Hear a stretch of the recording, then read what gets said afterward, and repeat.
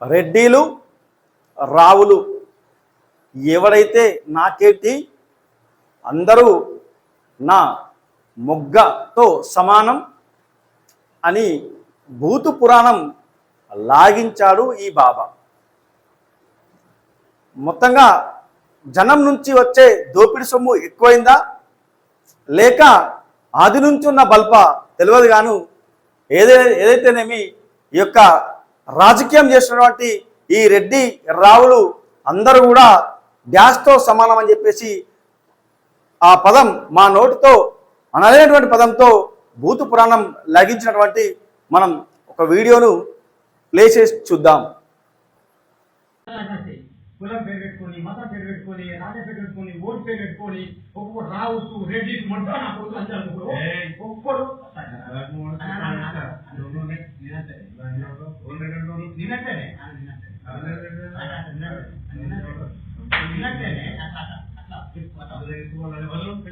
So ఇది మొత్తంగా ఆ బురిడి బాబా మాట్లాడిన మాటలు.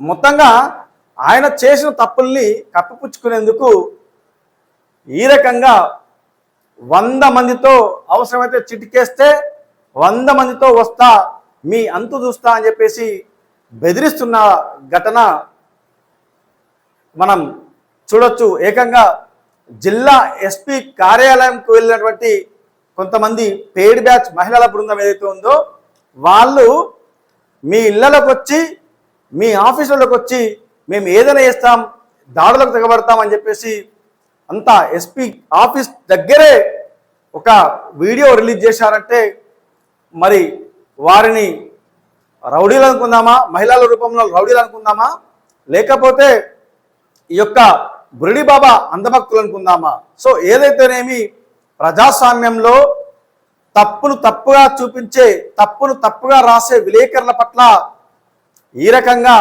మాట్లాడే పద్ధతి మంచిది కాదని చెప్పేసి మనం చెప్తా ఉన్నాం. మాది రుద్రంగి గ్రామం తండాలుగా కదిలేస్తామని చెప్పేసి మీకు హెచ్చరిక జారీ చేస్తున్నాను. నేను బిడ్డ జాగ్రత్త, మీకు దిగపోతే మాత్రం ఇడిసబెట్టమని చెప్పేసి నేను తెలియజేస్తున్నా. బిడ్డ జాగ్రత్త, ఎక్కడున్నా నువ్వు ఎక్కడ జాక్కున్నా నేను మాత్రం ఇడిసబెట్టా. మా ఈ ఇక్కడలే కాదు, భక్తిపురంలో కాదు, ఎక్కడెక్కడికి వెళ్ళి స్టేట్కి వెళ్ళి విలేజ్ లో వచ్చిన వాళ్ళు ఉన్నారు. ప్రతి గడప గడప బొట్టు పెట్టి బయటకు వెళ్తామంటున్నారు. సామాన్య గురించి అత్తరు రానున్న రోజులలో రాసి పెట్టుకో. ఇది మాత్రం 100% మేము చేసి తీరుతామని చెప్తున్నాం. ఒక బాబా రూపంలో ఉన్నటువంటి ఓ వ్యక్తి ఇట్లా నిజాలు రాసినటువంటి విలేకరులను, కొంతమంది మహిళలను, కొంతమంది పేడ్ బ్యాచ్ను వెంటేసుకుని తిరిగి బెదిరింపులకు పాల్పడతా ఉన్నాడు. అయినా సరే నిజాలు మాట్లాడే మేము దేనికి భయపడబోమని మేము మరొక్కసారి తెలుపుతూ, ఒకసారి ఖచ్చితంగా ఈ విజువల్ చూస్తూ ఉన్నాం కదా, తప్పకుండా ఏదో ఒక రోజు నువ్వు నీ జనం నుంచి, నీ భక్తి నుంచే, అంధభక్తుల నుంచి ఇట్లా తరిమి తరిమి కొట్టడం ఖాయమని చెప్తా ఉన్నా.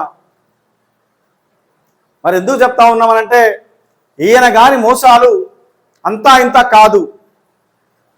నోటితో చెప్పలేని, కళ్ళతో చూడలేని రకరకాల యాంగిల్స్లో రకరకాల పనుల్లో నిమగ్నమయ్యాడు ఈ మోహన్ యోగి. ఇంతకీ ఖచ్చితంగా ఆ మహిళల చేతుల్లో నీ అవసరం అనుకుంటే మీ ఇంట్లో వాళ్ళతోటే ఇట్లా వాళ్ళు ఉరికిపిస్తారనే విషయం మర్చిపోవద్దు మిస్టర్ మోహన్ యోగి. ఇవాళ నీతికి నిజాయితీకి మేము కట్టుబడి ఉంటాం. నీలాగా నీ దగ్గరకు వచ్చి 100నో 10 అరకపోయే బ్యాచ్ మేము కాదు అని మేము మరొకసారి చెప్తా ఉన్నాం. ఇది నీ పేడ్ బ్యాచ్, ఇది నీ పేడ్ బ్యాచ్. బాప్తిగాలనుకుంటున్నావా విలేకరులు అంటే? 20 ఏళ్ళ నుంచి చేస్తున్నాం. నువ్వు దుబాయ్ ఒక ముందు నుంచి, నువ్వు సౌదీ ఒక ముందు నుంచి జర్నలిస్ట్గా పనిచేస్తున్నాం. అలాంటి వాళ్ళను ఇటు లాయర్లతో నోటీసులు, పోలీస్ స్టేషన్లలో ఫిర్యాదులు, ఆ ఫిర్యాదులకు పట్టుకొని ఇట్లాంటి పేడ్ బ్యాచ్తో విలేకరుల మీద బురదయ్యేలా ప్రయత్నం చేస్తూ ఉన్నావు కదా, తప్పకుండా అంతకంతకు అనుభవిస్తామని చెప్తా ఉన్నాం. ఇవాళ ఈ ఏంటిది ముచ్చట అంటే ఇజాన్ని నిజాన్ని నిజాన్ని తన ఇజం చేసినటువంటి ఒక విలేకరు దగ్గరికి వెళ్ళి ఈ పెయిడ్ బ్యాచ్ ఆయనను కొనాలని ట్రై చేశారు. అయినా సరే ససమీర్ అనడంతో తోక ముడుచుకెళ్ళినటువంటి ఈ బురిడి బాబా మోహన్ యోగి భర్తీపూర్ ఇక ఆయన చెంచా బ్యాచ్ అయినటువంటి ఇట్లాంటి పెయిడ్ బ్యాచ్ అంటే జర్నలిస్ట్ అంటే సిగ్గు అవుతుంది ఇటువంటి జర్నలిస్ట్ అంటే వీళ్ళు రాజ్యాంగం ఇచ్చినటువంటి హక్కుల్లో భాగంగా ఒక కెమెరా వేసుకొని ఆ పక్కన లోగో పట్టుకొని వసూళ్లకు పాల్పడే ఇదొక దొంగల ముఠా బ్యాచ్ సభ్యుడిగా వీళ్ళొక్కరని చెప్పి మనం చెప్పుకోవచ్చు. పోలీస్ రికార్డ్ షీట్లో మనం గమనిద్దాం. రికార్డ్ షీట్లో ఉన్నటువంటి వాళ్ళు ఈ పెయిడ్ బ్యాచ్ వద్ద దగ్గరికి వెళ్ళి ఈ రకంగా ఆయనతో కుమ్మక్కై మీకు మేము లేమా అన్నా మేము ఉన్నాం మాకు ఇంత ఇయ్యు మేము వాళ్ళ మీద బురద వెళ్తామని చెప్పేసి మీరు ఎన్ని బురద వెళ్ళిపించే ప్రయత్నం చేసినా కానీ కూడా ఇవాళ నిజం మా యొక్క టుడే న్యూస్ ట్యాగ్లైనే నిజం ఆగదు, సమయం కూడా ఎవరి కోసం ఆగదు. సమయం అయితే ఎవరికైనా అదే సమయం, నిజం కూడా అంతే రేంజ్లో నిజం ఎప్పటికైనా బయటకు వస్తుంది అనేదే మా యొక్క ట్యాగ్లైన్, టుడే న్యూస్ యొక్క ట్యాగ్లైన్. అట్లాంటి మమ్మల్ని బురద వెళ్ళిపించే ప్రయత్నం చేసినటువంటి యొక్క మోహన్ యోగి మీరు అంతకంతకు అనుభవిస్తారని మేము చెప్తా ఉన్నాం. మొత్తంగా ఇవాళ చూడొచ్చు, పోలీస్ స్టేషన్కు తీసుకొచ్చి పోలీస్ స్టేషన్లో ఫిర్యాదు చేపించినటువంటి వీళ్ళతో ఫిర్యాదు చేయించడం, ఇక ఫిర్యాదు చేయించడంతో పాటు ఇక్కడ చూడొచ్చు స్టేషన్లో ఇట్లా శునకానందం ఏంటంటే వాళ్ళ మీద మేము ఫిర్యాదు చేస్తామని చెప్పి శునకానందం. ఎస్, తప్పు చేస్తుంటే కేంద్ర మంత్రి కొడుకైనా లోపలికి వెళ్ళిండు, అది గుర్తుపెట్టుకోవాలా. దానికి మేమేం మినహాయింపు కాదు అనే విషయం కూడా గుర్తుపెట్టుకోవాలా. ఇక ఏదో ఇక్కడ నీ తప్పుల్ని కప్పిపుచ్చుకునేందుకు, నీ తప్పుల్ని నువ్వు చేసినటువంటి అరాచకాలు, నువ్వు చేసినటువంటి అఘాయిత్యాలు కప్పిపుచ్చుకునేందుకు ఇట్లా పెద్ద మనుషుల సమక్షంలో ఒక ఫ్రీజర్ ఇచ్చుకొని నేను మంచోన్నైతా అని అనుకోవడం నీ మూర్ఖత్వమే అని చెప్తా ఉన్నా. ఇక చూద్దాం. ఇక్కడ నువ్వు పెట్టుకున్న స్టేటస్, నువ్వేం పెట్టుకున్నావో స్టేటస్ చూస్తూ ఉన్నాం. ఇవాళ సోషల్ మీడియా కేంద్రంగా కావచ్చు, ఇతరత్ర కావచ్చు, మమ్మల్ని బురదయ్యే ప్రయత్నం చేస్తూ ఉన్నావు కదా, తప్పకుండా దానికి ఆన్సర్ వచ్చే రోజు ఏదో ఒక రోజు తప్పకుండా ఉంటుంది. అట్లనే ఇక మనం అనుకున్నాం కదా, నువ్వు ఏం పని చేస్తున్నావు నాకు అర్థం కాదు. నువ్వు ఏం పని చేసి నువ్వేం పొరలాడుతున్నావు అని చెప్పేసి నీకు 10 లక్షల రూపాయలు నష్టపోయిన నెలకు ఏం చేస్తున్నావని, ఏం హీకుతున్నావని నువ్వు 10 లక్షల రూపాయలు నష్టపోతున్నావు. నువ్వు వేసే దొంగ పనులకు, నువ్వు వేసే లఫూట్ పనులకు నెలకు 10 లక్షల రూపాయలు ఇన్కమ్ వస్తుందా? ఇవాళ రాష్ట్ర డీజీపీ శాలరీ 2,50,000 రూపాయలు ఉంది. అంత పెద్ద పోలీస్ ఆఫీసర్ శాలరీ 2.5 లక్షల రూపాయలు ఉంటే నువ్వు ఏం హీకుతున్నావని నీకు నెలకు 10 లక్షల రూపాయలు వస్తాయి. ఆ విషయం జనం చెప్పాలా. ఇవాళ మరి 10 లక్షల రూపాయలు వస్తున్నటువంటి చెప్పుకున్నటువంటి నువ్వు మరి ఐటీ ఎంత కడుతున్నావు అనేది కూడా చెప్పాలా. అంటే ట్రస్ట్కు మినహాయింపు ఉంటాయంటే ఈ యొక్క ట్రస్ట్ల పేరు మీద మరి నువ్వు ఏ రకంగా ఇల్లీగల్ దందా చేస్తున్నావు అని కూడా చెప్పాలా. సో మొత్తంగా ఈయన ఒక అడ్వకేట్ పంపిన నోటిఫికేషన్లో ఒక లాయర్ నోటీస్లో 10 లక్షల రూపాయలు నష్టపోయిన నెలకు అని ఇన్కమ్ చేస్తున్నావు. నువ్వు నెలకు 10 లక్షల రూపాయలు ఇన్కమ్ నాకు ఒక్కరికి పంపిస్తే అంటే సంవత్సరానికి 1 కోటి రూపాయలు నువ్వు ఎంత ఇన్కమ్ ట్యాక్స్ కడుతున్నావు అని మేము అడుగుతా ఉన్నాం. ఇలా నువ్వు ఏదో ట్రస్ట్ పేరు పెట్టుకొని అన్ని ఇల్లీగల్ పనులు చేస్తూ ఉంటే ఇక్కడ చూస్తూ ఉండడానికి మేము మీ పెయిడ్ బ్యాచ్ విలేకరులకు కాదు అనే విషయం కూడా గుర్తుపెట్టుకోవాలా. ఇక మనం ఇంకా కొంచెం ముచ్చట చెప్పుకుంటే విషయం ఏంటంటే ఇవాళ ఇక్కడ ఇదొక బ్యాచ్, ఇదొక పత్రిక ఉన్నది. ఈ పత్రికకు చిన్నగా ఒక యాడ్ చేయగలను. నువ్వు ఒక్కరు తీసుకున్నారా ఇడియట్? ఎవరా ఇడియట్? నువ్వు ఒక్కని విలేకరు వేస్తున్నావా లేక నీ ఒక్కరికి యాడ్స్ ఇచ్చిండా? లక్షల మందికి ఇచ్చిండు. సిగ్గుందా ఇడియట్? వార్తలు రాయడానికి ఏం జరిగిందని వార్తలు రాస్తున్నావు. రేపటి రోజున బరబ్బర్ నీ ఛానల్లో నీ పత్రికలో బరబ్బర్ నువ్వు చేసిన అక్రమాలు, నువ్వు వీడి దగ్గర ఎన్ని డబ్బులు తీసుకున్నావు అనేది బరబ్బర్ నేను అంటే నిరూపణకు సంబంధించిన విషయంలో నీ ఫోన్పే, నీ గూగుల్ పే నేను చెక్ చేయకపోవచ్చు, నేను దగ్గర రాకపోవచ్చు, కానీ వీడు చేసిన అక్రమాలు బరబ్బర్ నీ పత్రికలోనే మేము రాపిస్తాం. బరబ్బర్ చేసినటువంటి ఇల్లీగల్ అంతా కూడా మేము బయటకు ఇస్తామని కూడా చెప్తా ఉన్నాం మిస్టర్. ఇక అమ్మా మాకు మహిళలంటే చాలా గౌరవం. తల్లి మీరు ఒకటి గుర్తుపెట్టుకోవాలా, ఇవాళ మీరు ఆయనకు సపోర్ట్గా నిలుస్తూ ఉన్నారు, ఒప్పుకుందాం. ఎందుకంటే మీరు రకరకాల అమాయక జనమే కాబట్టి, మేము అమాయక జనంలో మీరు ఒకరు కాబట్టి మీరు వల్ల ఎస్పీ ఆఫీస్ దాకా పోయి మా మీద మా ఛానల్ మీద కాంప్లైంట్ చేసినారు, రకరకాలుగా బెదిరిస్తూ ఉన్నారు మహిళలారా మీరు. సో ఒక్కసారి బెదిరింపులకు పాల్పడే ముందు మీ మహిళల మీద మీరు దేవుడుగా భావిస్తున్నటువంటి వాడు ఎలాంటి అఘాయిత్యాలకు పాల్పడుతున్నాడు అనే విషయం గమనించండి. ఒక్కసారి నిజ నిర్ధారణ చేసుకోండి. తప్పకుండా ఏదో ఒక రోజు మీ సాటి మహిళల మీద ఆకృత్యాలు చేసినటువంటి ఖచ్చితంగా వాళ్ళు బయటకు వస్తారు. మెట్టపల్లిలో ఓ మహిళ ఏం చేసిందో, భరత పూజ ఏ రకంగా చేసిందో వాడైతే మర్చిపోడు, తిన్న దెబ్బలు తిన్నోడు. సో అలాంటి మహిళలారా మీరు ఒక సాటి మహిళల పట్ల అన్యాయం చేస్తూ ఉంటే ఇవాళ మీరు అందరూ కూడా గొంతెత్తి రావడం, అమ్మా మనం చాలా బాధిస్తుందమ్మా, మీరు అమాయక జనమని నేను 100 సార్లు చెప్తా ఉన్నాను.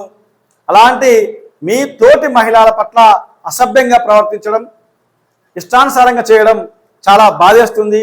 ఇక ఓకే, ఈ తల్లవ్వ బాగానే మాట్లాడుతున్నది, ఎందుకంటే నోరుంది కదా అని చెప్పేసి ఇష్టానికి వచ్చిన మాట్లాడుతున్నది తల్లమ్మ, ఓకే మీరేం మాట్లాడతారు. ఈమె మాత్రం కొద్దిగా బాగానే మాట్లాడింది. ఏమంటుందంటే మా బాబా తప్పు చేశాను కూడా బరబ్బర్ సంగతి చూస్తామని చెప్పింది. అమ్మ బరబ్బర్ సంగతి చూసే రోజు వస్తుంది, మీరు తప్పకుండా మీరు రెడీగా ఉండండి. ఇంకా సాధ్యమైనంత వరకు మహిళల్ని కొంచెం ఎక్కతెక్క జమేసుకోర్రి. మీరు భరిత పూజ చేస్తారా లేక కుంకుమార్చన చేసుకుంటారా చూద్దాం మనం తర్వాత. ఎందుకంటే మీరంతా కూడా ఒక అమాయక జనం అని చెప్పేసి ఇప్పటికి కూడా చెప్తా ఉన్నాను. ఇక అంతిమంగా మనం చెప్పుకోవాల్సింది ఏంటంటే, చూడు మిస్టర్ మోహన్ యోగి, ఇవాళ నువ్వు రేటు మాట్లాడుకోవడానికి అన్నా నా మీద వార్త రాయకు అని చెప్పడానికి నాకు TV9 ఆఫీస్తో సహా చాలా ఆఫీసులలో మా వాళ్ళు ఉంటారు అని చెప్పుకొస్తున్నాడు. నువ్వు విలేకరులందరూ ఒకేలాగా ఉండరు. అట్లాంటి పేరు బ్యాచ్ తీసుకుని ఇట్లా కొనాలంటే అది నీ తరం కాదు.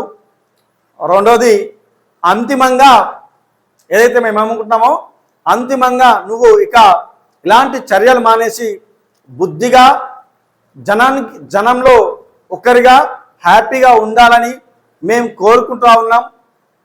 ఇక ఇట్లనే మీరు ఆయా కార్యాలయాలు తిరుగుతూ ఉంటే తప్పకుండా మీరు అదే కార్యాలయాల్లో ఓ రోజు మిమ్మల్ని చూడాల్సి వస్తుంది. సో డబ్బులు అడుగుతున్నాం అని చెప్పేసి మీరు ఏదేదో అంటున్నారు కదా. ఎస్, ఒక్క ప్రూఫ్ తీసుకురా, నిన్ను పైసలు అడిగినా అని చెప్పేసి. అసలు నీ మొహం ఎప్పుడైనా చూసినారా భయ్? నేను ఎవర్రా నువ్వు? నాకు అర్థం కాదు. నా మొహం నీకు తెలుసా? నీ మొహం నాకు తెలుసా? జస్ట్ ఓన్లీ నీ భరతం పట్టతందుకే మేము మా ఛానల్ కేంద్రంగా పనిచేస్తూ ఉన్నాం. నీ యొక్క ఏదైతే అఘాయిత్యాలు చేసినావో ఆ అఘాయిత్యాలు బయట పెట్టేందుకే మేము ఇవాళ రెడీగా ఉన్నాం. ఇవాళ మా మీద దాడులు చేపిస్తా అంటున్నావు. ఓకే, రైట్, నవ్వు దాడులు చేపిస్తే చేపించవచ్చు. ఒకవేళ దెబ్బలు తింటాం కావచ్చు, లేదంటే మీ యొక్క గూండాల బ్యాస్తో, మీ యొక్క రౌడీజం బ్యాస్తో మీరు మమ్మల్ని ఒకవేళ చంపుతారేమో ఆశ్చర్యపోవాల్సిన అవసరం లేదు. కానీ ఇజం ఎప్పుడు కూడా ఇజమే.